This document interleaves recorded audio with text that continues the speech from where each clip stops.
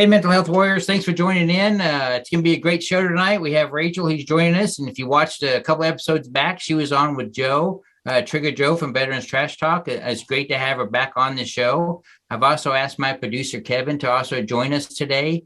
We're going to have a great, insightful conversation, and I hope you all enjoy it. I hope everybody's doing fine out there and enjoyed the last couple of podcasts. I know I had Linda Diaz on. You guys saw that series. A very moving and touching story with her daughter, but at a tragedy in which she has changed and done. And then also Dr. Valenio, who was my hearing doctor, who came on and talked about, that importance and things. It was very educational, and I hope everybody enjoyed that. But today I have on Rachael, and I'm glad that she was able to join us. We had a great conversation last time when she was on, and I just wanted to kind of extend that and have that go on a little bit more. So Rachael, as we go into this, can you kind of give people just a quick background, about you, and maybe they didn't watch other podcasts, and I hope they go back and do watch it, and we'll just kind of go from there and just have a nice conversation for the next 30 minutes. Sure. I'm not sure there's a quick background for me. But I know, right? The quickest background I can, that I'm a life coach.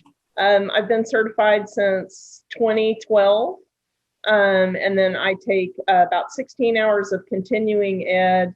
And also I'm right now I'm working on finishing a degree, not specific to that, but kind of complementary to that. I was an Army Reserve veteran and was basically spent most of my time in Iraq really as a term DOD employee working as a liaison for combat teams or command teams. It just depended on where I was at. But I came out of the Army at that point. I was deployed I had orders deploying me to Afghanistan.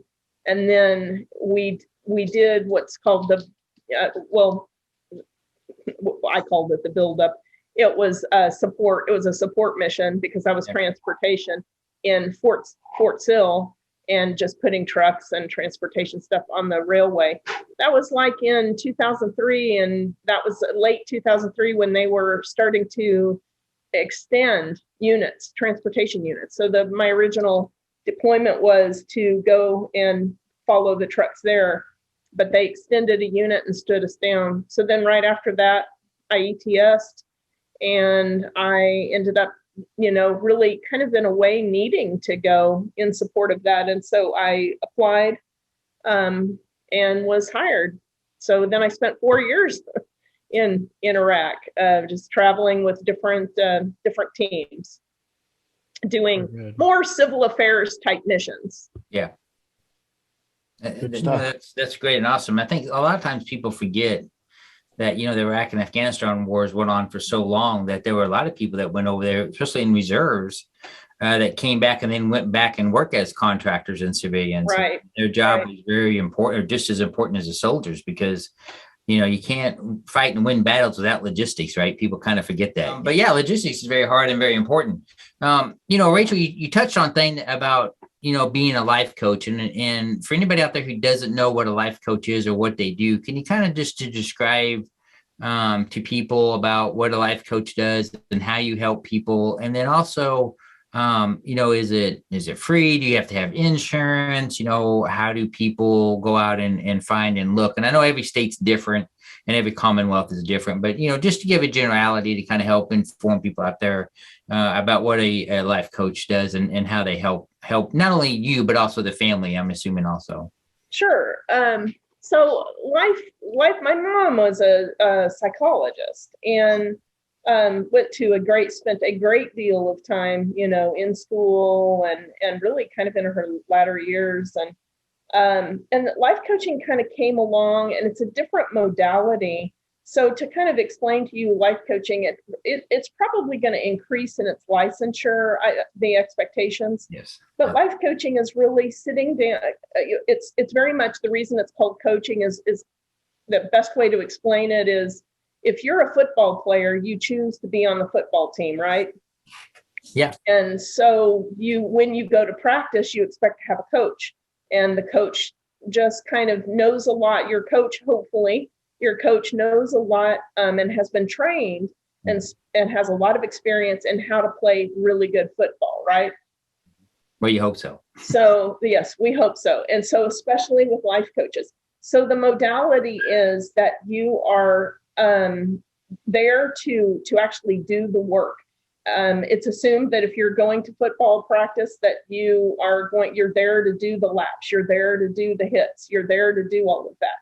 And it's the same with life coaching, where therapy, first of all, requires a great deal of training, a great deal of qualification to dig into places in somebody's mind that are really vulnerable. And so it needs to be a therapeutic relationship is very different. It takes more time.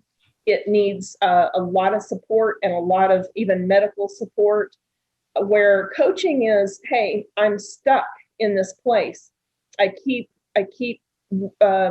revisiting the same pain. I can't get out of my own way. I want to accomplish some things and I can't get that done for some reason. And so what I do with coaching is I really just sit down with people and begin to help them discover what is in their way. And we talk about it. So sometimes it does go back to childhood, because sometimes a lot of the messages we carry forward, and we have this dialogue that is a part of our daily existence. It's a self-dialogue. And that dialogue often comes from what we've learned about ourselves and how we treat and talk to ourselves.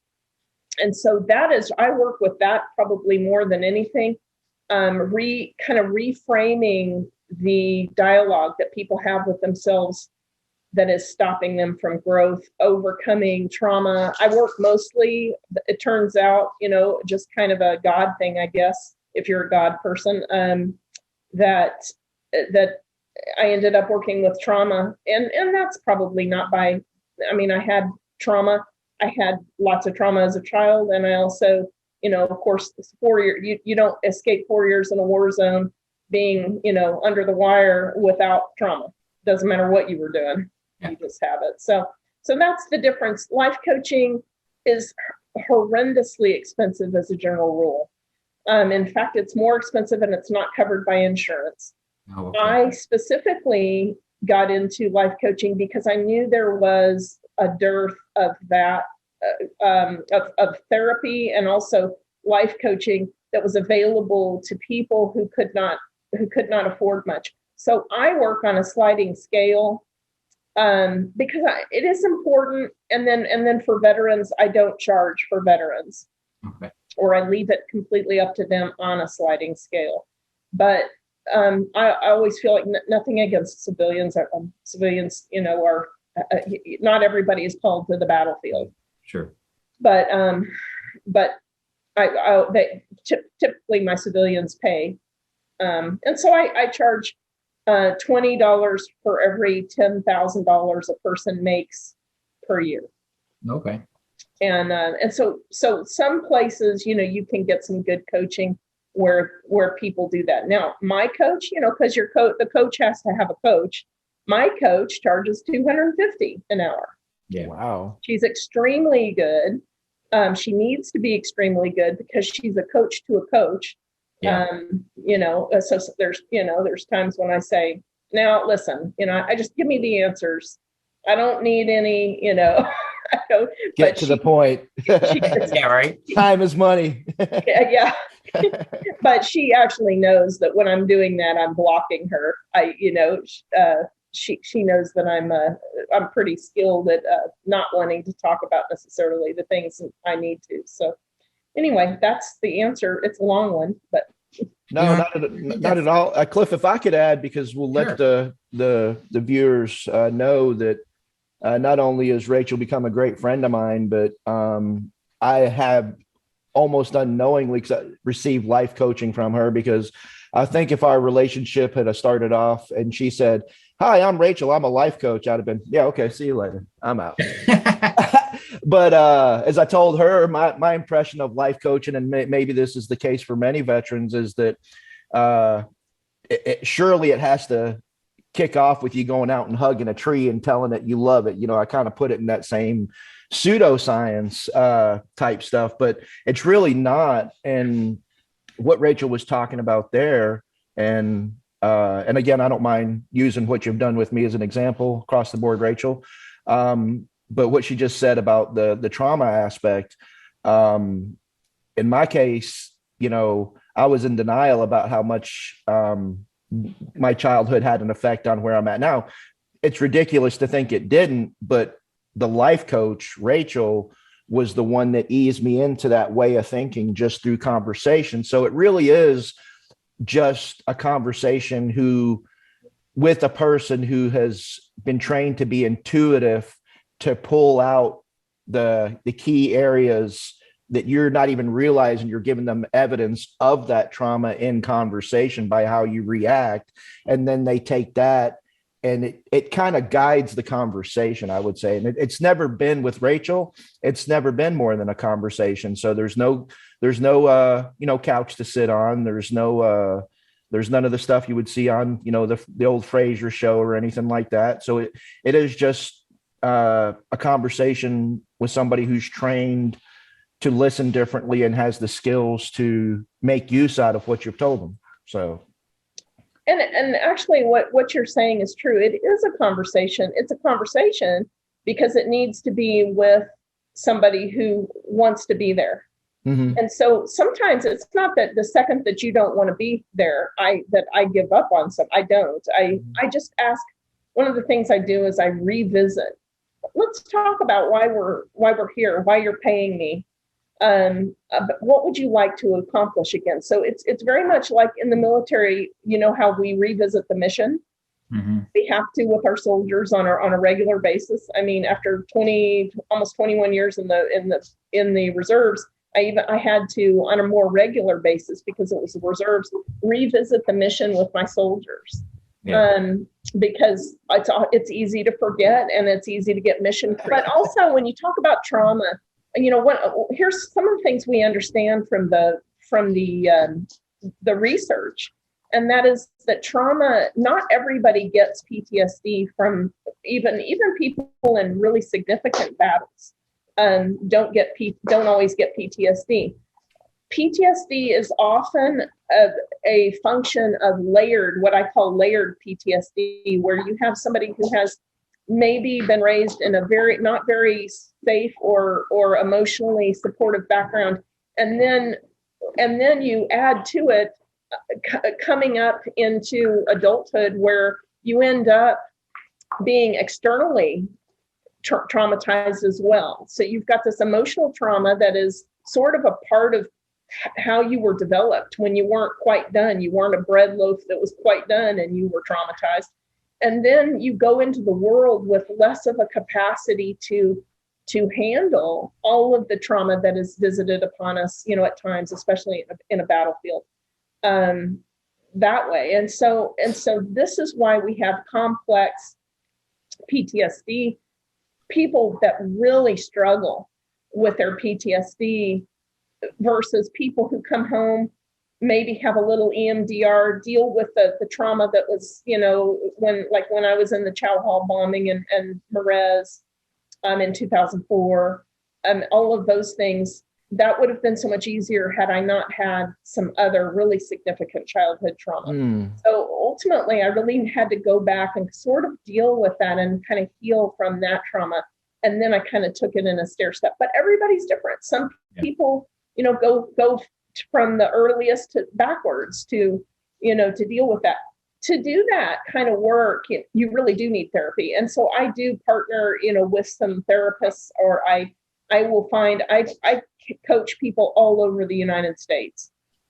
And so, this is ironically, this is the modality that I use. Actually, I use, Messenger or FaceTime, and I FaceTime people. Right.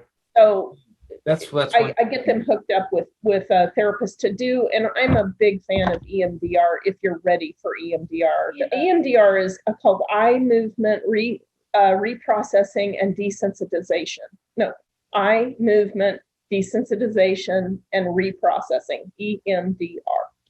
So with EMDR, they use your bilateral senses. So sometimes they do tapping on your hands back and forth, And it literally creates these neural pathways that cross back over, and in that way, reconnect the right and the left hemisphere of the brain.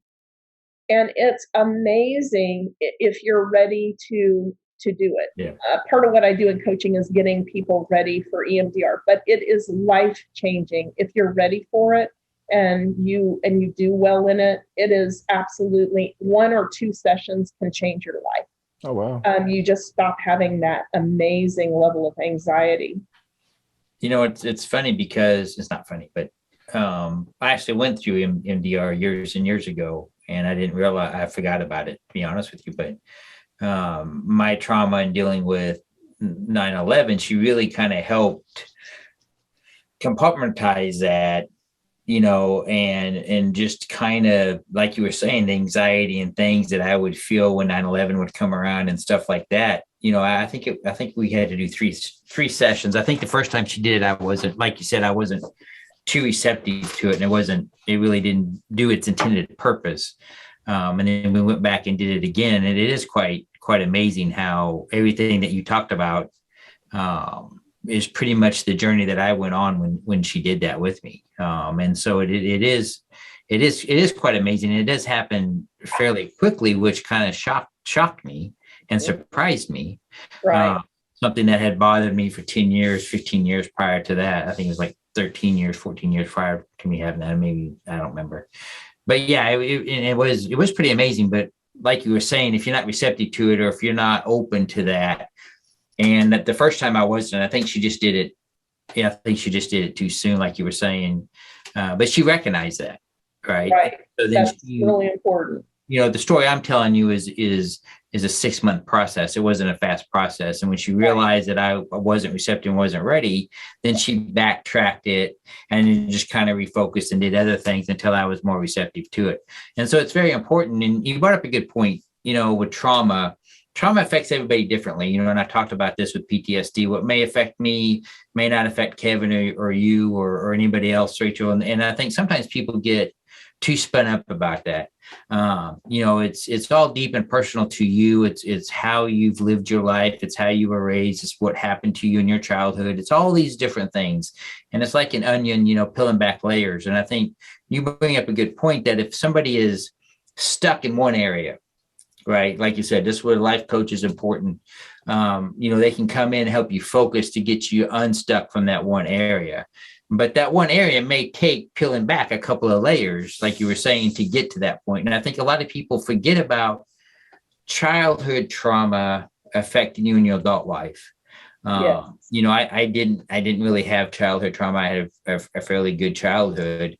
And so my trauma was dealt with a little bit differently with my PTSD, but I have a huge amount of friends that are completely opposite. You know, and then they have to go through and deal with that childhood trauma and then work their way up to the trauma that brought them in to begin with. And I think sometimes people forget that, but that's a painful process. It's very painful. For a lot of people, they squirreled hold that back in their brain. Sure. And they never want to visit that again.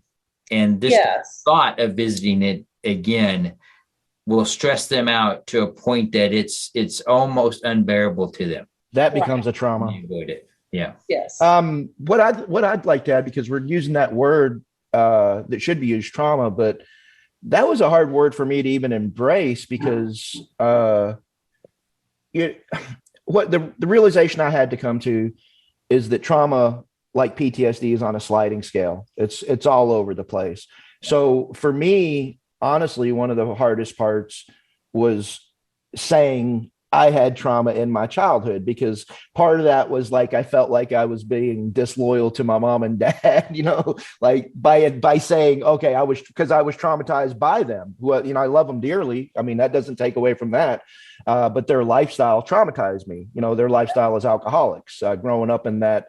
And I've said to Rachel many times, I think I might be a little unique. What traumatized me was them getting sober and wanting to be decent parents. You know, that was my trauma, because up until the age of like 10 years old, as much as you can do what you want, then I was pretty much doing what I wanted. And apparently I liked that lifestyle. I mean, it was free. It was independent. I didn't realize it wasn't teaching me the skills I needed to be a productive adult. But I think my trauma came from because they're still alcoholics, even when they sober up, they're still alcoholics.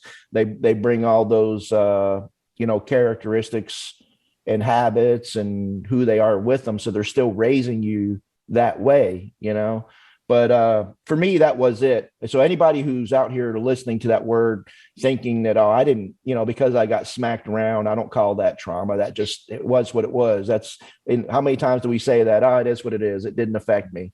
And another thing, and I don't know, I've been sitting here for the last, especially year and a half, wondering where this creative streak in me, all of a sudden at the age of 54, I got creative in many areas of my life. And after hearing you speak, Rachael, I'm wondering if it's my engagement with you and everybody else I have engaged with and my willingness to get rid of that burden of that trauma. Maybe that's the answer. Maybe that's the thing that's freed me up to be creative. Like that creative side might have always been there, but I was so into and guided by my trauma, I didn't have time to explore that. So that's kind of cool, because I've been sitting here for that say, where did this come from? How come all of a sudden I can do this? I can do this, do all these things I've never done.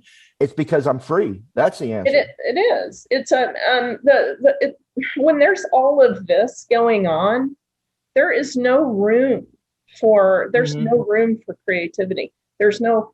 I think it's important to note that trauma is about it sets your neurology up to not, instead of connect with creativity, instead of connecting with the people we love, it changes our neurology into somebody who is surviving, who is protecting themselves. It creates a filter through which everything else from the world comes in through. It's a little like, trauma is a little like looking through a screen door at something very interesting and not being able to see it very clearly. It creates a filter through which everybody's intentions come through, and you perceive everything after it's gone through that filter. So when it goes through the filter like that, you're only seeing risk, you're only seeing threat. Especially for somebody who, is like profoundly changed by trauma, especially childhood trauma, but, even war zone trauma. It unfortunately, what happens is it all kind of melds together to create one giant filter that says, protect yourself. And Rachael brings up a good point, a lot of good points, is, we just have to remember that when you go down this path, right, and it could have been years and years and years and years, you're not going to solve it quickly. However, I know what it's like to go down that path, come back, go back down again, come back, go right, come back, go left, come back, and then get so desperate and despair that I attempted my life. I understand all that. But once you truly get on that right path, and you start that process, and you see that incrementally getting better, not only in yourself, but you see it in people around you. And it may take that you have to change your environment and whom you're around as you go down that path, because, your life changes. And as your life changes, that some people may not like that. Some people may not support that. And I think a lot of people have a hard time. And for me, it was that way. That's why my paths went different ways, because the friends that were around me wasn't supportive or didn't understand, because they wasn't dealing with their trauma. Right. And they saw me getting better. So they wanted to, sabotage me getting better. Right. Because they didn't want to see that. They were selfish, and it happens. And we all have friends like that. And they might have been doing it, unconsciously and not doing it, but you do recognize that. And I think for a lot of people, that's a stressful event too. Also, I mean, now you're trying to get better. Now you have maybe less friends or different friends, or different things go on. And so, that's another step that I think sometimes people forget, but just realize that it's important for you to do that for yourself. And, if your friends come back around, great. If they don't come back around, great. It just happens, just life. Yes. It represents loss. And of course, loss is one of the major components of trauma. especially if you come into this with childhood trauma, I deal with a lot of people who their very trauma in life as a child was loss. It was abandonment and loss. Yeah. And even if they were what I call abandoned in place, which is right. A family that is just that is just not available for a multitude of reasons, because of alcoholism, because of drug abuse, because of an addiction to work. Work is a huge addiction that actually I deal with quite a bit. So, I think that, Cliff, you made a good point, and that is that we do have to be ready to do this work. So there are times when I get clients and, I've got one now, and ironically, I've gotten a lot of married clients. Now they're both veterans. Both of several of these are the two people are in this are veterans. And it's interesting because they will do what you said, Cliff. They will come to the table and we will be doing work, and then it'll be too much. And they'll pull away from the table. And I just let them pull away from the table for a little bit. And I let them know, I reach out. I can see that you're struggling a little bit. I'm going to give you some time. And anytime you're ready, you just call me back, and we'll go ahead and, keep working. I've learned the important lesson, and that is that this is hard work and it takes a long time, but it's good work. It's not like my goal has always been, I'll have somebody initially for 4 to 6 months. And if I have you longer than 4 to 6 months, either you are really working and finding yourself in that place of really kind of super comfortable self-actualization, where you're really doing good, or you're struggling. Yeah. So, because I'm not a therapist that wants to keep you 3 years later, you're still coming and talking about, why you felt bad because you threw away a chicken that you bought 3 weeks ago and forgot to use or whatever. I'm just not involved in that. You're either here and you're growing and you're becoming your own therapist, and I'm giving you resources so that you can, when you have a bad day, you can ask this question: what do I need right now? And then I've already taught you a bunch of resources so that you can go do that thing that you need right now. I'm not raising a bunch of victims. What I'm trying to do is create a path for people to not be victims, and especially not be victims of their own traumatized brain. Yeah. And I think, and that's one thing I like. Well, my goal is, with Mental Health Warrior is to help get rid of the stigma associated with trauma or associated with mental health or asking for help, because we're all humans. We're all here for a very short amount of time, and it should be the best time and the best life that we can live. And I think that for a lot of people, they don't have that opportunity. And I know in the military, the way they looked at mental health and stigma was huge, and it affected a lot of careers with people not being able to go out and ask for help and things like that. And it's changed some, and it's getting better. But in society as a whole, the stigma associated with mental health is still there, and it still lingers. And it's going to take, life coaches like yourself, Rachel, going out and helping, and people knowing that, and I say this all the time, it's okay not to be okay all the time.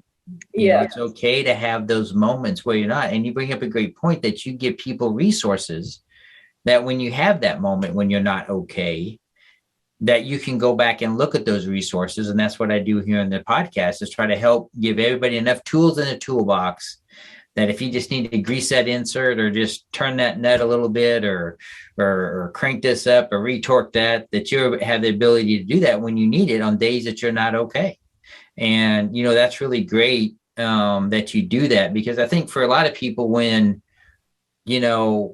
they go through therapy, and I was the same way. I go see my therapist, walk out, leave. I didn't think about resources later on, right? I didn't think about that because I'm going to see her next week, or I'm going to see her in 2 weeks or whatever. I never thought about asking for resources or other techniques that I could use outside of going to the therapy session. And I think sometimes I get that mindset. I never asked for it. And it wasn't until I saw an inflect, that I was given resources and another way of doing and looking at things. And I think sometimes we forget that.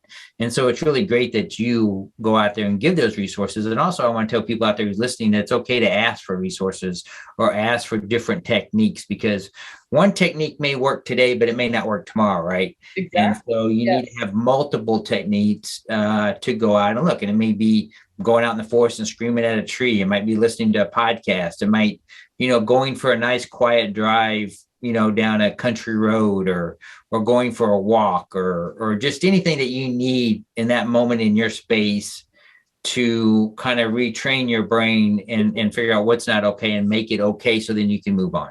Right. It's called thought stopping. Yeah. And so when you start to feel yourself going to spiraling, and it can be over lots and lots of things, but typically these things are kind of triggered. So the first thing, it's one of the first things that I deal with people is learning what their triggers are and learning how to learn what your triggers are. So like one of the triggers that, one of the things I learned about was, the last time we did this podcast, which was interesting, we talked a lot about, trauma, I think I talked a little bit about the Mariz Chow Hall bombing. And then Joe talked quite a bit about, some of his triggers, and you talked about, some of the memories you were having. And I got off of the podcast and I wanted a drink, and it was 11 o'clock in the morning. Oh, wow. On Sunday. Yeah. And so that's a trigger. I realized even though I didn't really feel triggered on the face of it, I recognized that me, because I'm really not that much of a drinker, but if I do drink, or, I've learned that I use it to numb a little bit. Yeah. And so I asked myself the question, what's going to happen if you have a glass of wine? Well, it's 11 o'clock on Sunday morning. And so I had lots of plans that day. And I knew that I would not be as productive as I wanted and had planned to be that day. And then I asked myself the question, what would I like instead? What would I like my next 2 hours or 3 hours to be like instead? And so that I made a decision. Well, I'd like to get this done, and I'd like to spend some time out with my cattle. That's what I had planned to do. So I made myself a cup of coffee and I made a different choice. Yeah. But it's that process, that going through what would you like instead? If somebody comes to you and triggers you, or you get a trigger, you get a chance to ask yourself, ooh, I feel super triggered. And then just getting to that place where you can slow that action, teaching yourself how to slow that action enough to say, ooh, I'm super triggered. And then asking yourself, what do I need right now? And then giving yourself plenty of resources, even if it is just a 5-minute meditation. I have lots and lots of resources I give people for meditating. Not all meditations work for all people, so I have many, many, many different meditations that I send people. And then being able to ask yourself the question, what would I like my next 2 or 3 hours to be like instead? And then giving them the freedom to make that choice. So many people feel like they're such a victim of their trauma that the second they're triggered, they've lost it. They've lost control of what they have happening in the next few hours of their life. And they don't like that. It's painful. Mm-hmm. It's not enjoyable. You miss your life. You're missing out on your life because all of a sudden the trigger has come in and ruined those few hours. And so what I do is specifically for traumatized people, I teach them how to not lose out on the next 2 or 3 hours that, by the way, in this precious life, you will never get back. That's true. That's a great point. And I think for anybody listening out there, that just know that, during the day, things happen, right? Sure. And so like you were talking about, we were triggered. It was an emotional episode that we did. That if there is a hurdle for me in life coaching, ownership and helping people own 100% of what they feel, what they choose, all of those things is the hardest. I would say the hardest thing that we all overcome, because we all want to deflect. It is kind of a human nature. Mm-hmm. I feel this because you did this. I'm not saying that bad people don't do sometimes bad things to us and that we shouldn't feel about those things, but we need to decide then, make decisions about how much do I want to feel this, and then make choices that we can live with regarding that. But to do that, we have to own our feelings. We have to be the owner of them. And if you can't do that and you're always deflecting, then you've given away your power to change it.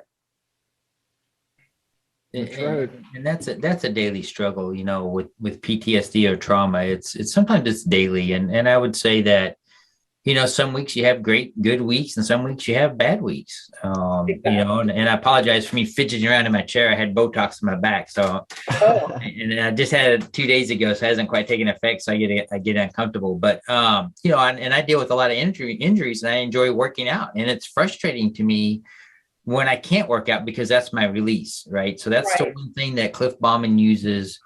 When I'm in that moment of PTSD or that thought, I go and work out. And the problem is I have injuries because of my deployments that keeps me from working out the way that I want to. And it becomes very frustrating and very upsetting for me. And so that I had to learn techniques and things that I do otherwise, other than working out, because there's some days that I can't do it. And it's very frustrating and upsetting to me.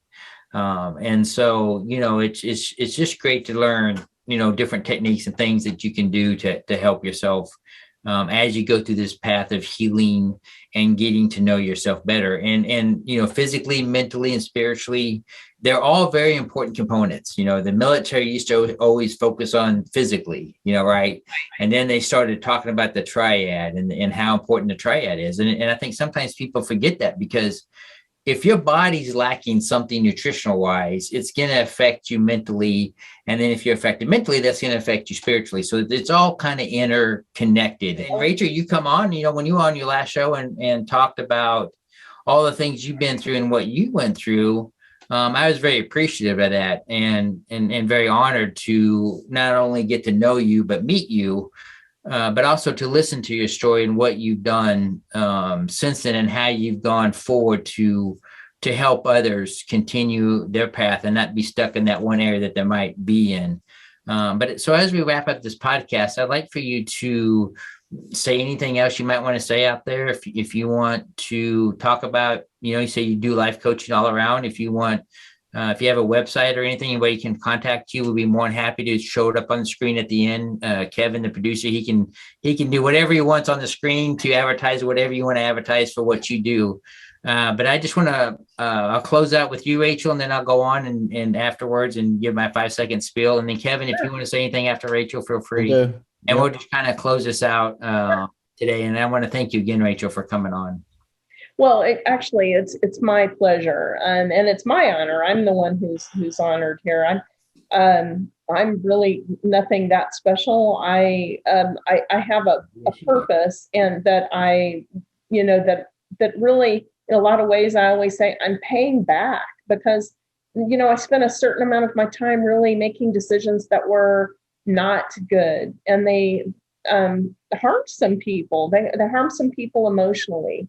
I made some bad personal choices, and I think this is my way of just paying it forward and changing the legacy that I'm leaving behind. And even though this was 20 years ago, I have an underlying sense that I'm here to leave something behind that is solid and good and something that people can use. And so, I just really appreciate you. Obviously, I think you are doing the same thing that we owe, or I owe a debt to this world and this earth. And I intend to keep making myself just available for whatever it is that, and I am a God person. So whatever it is God has me here doing, I'm making myself available for, and I don't even know what that looks like yet completely.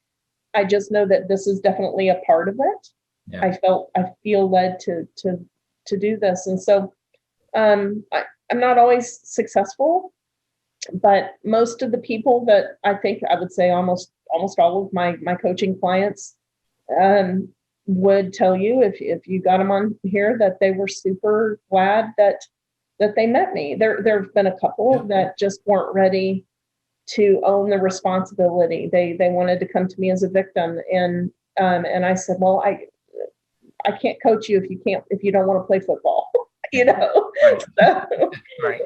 to speak on that. But thank you so much for including me in this. I love it every time, and I'm available. I'm on the Facebook page for Veteran Trash Talk. Mm-hmm. I'm one of the moderators, and you can reach out to me on Messenger that way. It's never too late or too early, to just go ahead and reach out and see where you would like to go with that.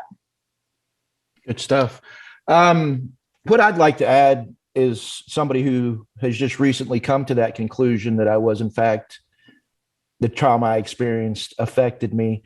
If you're out there and your tagline is, it's just how I am, this is just me, take it or leave it, that's just not true, because that means you've stopped growing. So from the time you started saying, this is just me, you stop growing. You don't know what you are capable until you open up the doors to somebody like Rachael, even if it's not on an official capacity.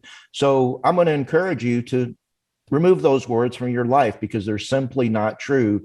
And I think if you do just that, that'll start the journey that who knows where it'll take you. I mean, because I'm in the beginning of my journey, and I feel like I've accomplished more over the last 2 years than I've accomplished my entire life. So thank you for that. Both of you have been a big part of that. The entire Veteran Trash Talk community has had more to do with that than, I'll never be able to thank the entire community enough for what they've done. But you got to start by getting rid of that thinking that says, hey, it's just the way I am. Yeah. Cliff, over to you. Hey, thanks a lot, Kevin. You bring up a great point. I wanted to thank everybody for tuning in. Please go out to VeteranTrashTalk.com, and you can look out and see all of our podcasts out there. You have my podcast, you have my other podcast I do, which is Throw Punch Mondays. You can also go out there to the shop there and get your t-shirts. They'll make any t-shirt. We actually got my t-shirt now. It's made. It's I know my Mustang's green. Don't worry, it doesn't have holes in it. This is Veteran Trash Talk, Mental Health Warrior. And on the back, it has a crisis number that you can text. And Rachel, I'd love to send you a t-shirt for being on the show. So text me your address and stuff and the size. I'll drop you one in the mail. But I want to thank everybody for tuning in. Once again, on the Mental Health Warrior, you guys have a great week and take care.